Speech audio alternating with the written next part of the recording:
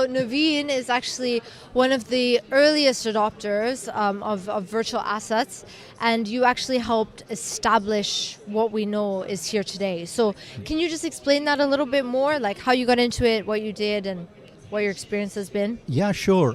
So just like in my prior life, I was building Uber for trucks in India. I was an entrepreneur in India, and then I got hired by Ripple. So I joined Ripple, and I was working with them for 7 years, running Middle East and Africa. I was managing director for that, and also for South Asia.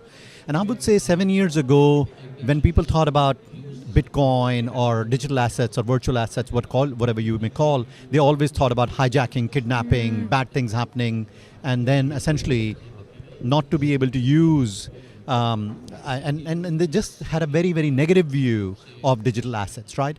And over 7 years, I have spoken at countless conferences, spoken to a number of people, educating them about many, many other use cases. And the easiest way I think about it would be, if you look at 1995, the way internet was born, or the way people knew internet, was Napster. Right? People would download music, and it was pirated music, of course, and it was for illegal. At that time, pirated music was illegal, and in fact, it destroyed the whole of the music industry, right? But then came year 2000, you had companies like Google, you had companies like Facebook, who essentially came in, and they were very, very legit use cases. And that's what I have been educated people about. Speculation is just one of the use cases. But now, for example, you see stable coins, you see USDC and USDT, and people essentially using it for remittances, money moving in and out. And that's what my push has been. Don't blame the technology. Technology was always preceded by, let's say, not so good use cases, a lot of scams. But after that, the technology stabilizes and better use cases come around.